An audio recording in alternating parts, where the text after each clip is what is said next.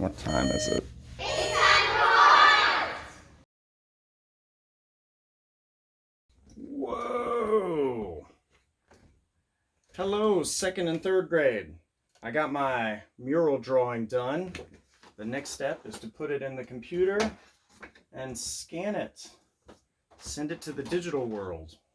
What we are going to do today is draw a city, but our city is only going to consist of 4 buildings. Last week when you came to art, we drew a landscape inspired by Claude Monet, and I told you that we were going to follow that up with a cityscape.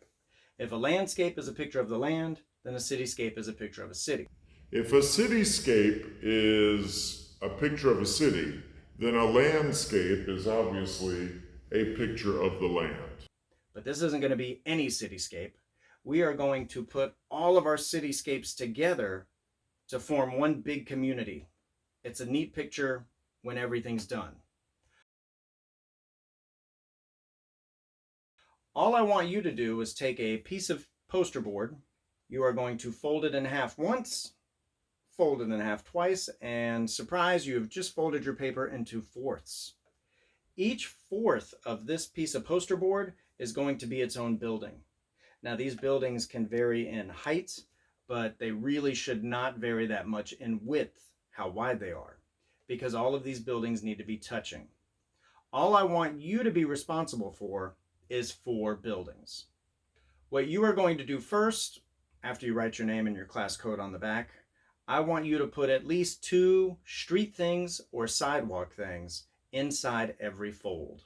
That'll give you a grand total of 8 things.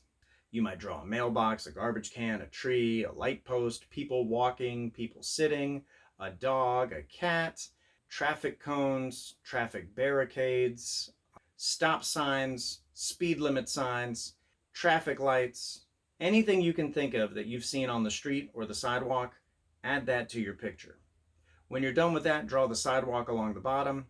And now we are going to fill in the background. Each fold gets its own building. So make sure you draw a variety of different shaped buildings. Make sure they're all the same width. And when you're done with that, the last detail you need to add would be every building needs a door and every building needs some windows. If you want to add signs to that, you can do that too. And that's it for this week. Tune in next week. We are going to trace it and color it. And the third week that we're going to work on this, we're going to finish these. We're going to cut out the sky. We're going to display them all together as a class and have a big old city. It'll look great. I can't wait to take some video of it.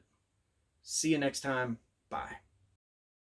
For today's pro tip, I have already scanned in my artwork, and now I am going to put it into a computer program called Adobe Photoshop. Adobe Photoshop is great because it works in layers. One thing that I've done, you may have noticed, this looks a little bit different from the picture that I scanned.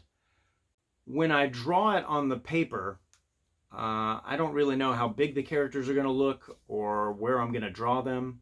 I'm just kind of figuring it out. But now that I've figured it out, I've used the computer to kind of resize them all, make sure they're all the same height, and I've rearranged them on the paper so they fit. No one's crooked, no one's sideways.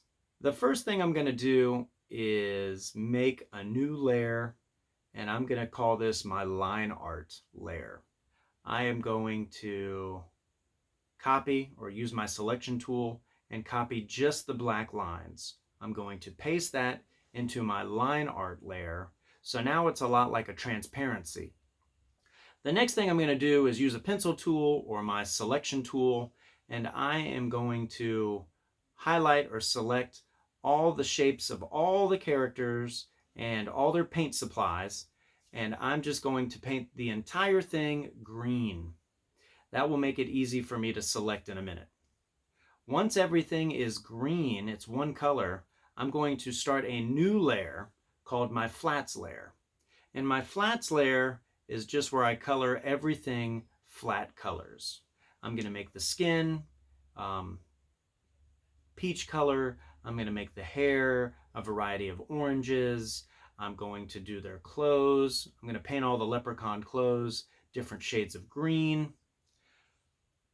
I'm going to color in the paint dripping out of the paint buckets, a variety of colors.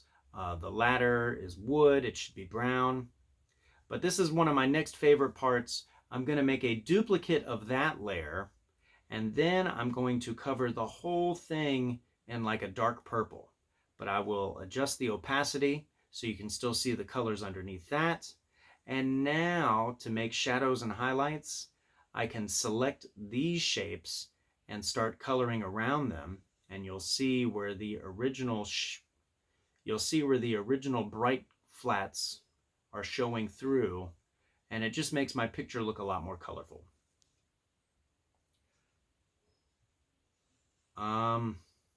And because all of this is done in layers, I can manipulate these on a photo of the wall for our next pro tip.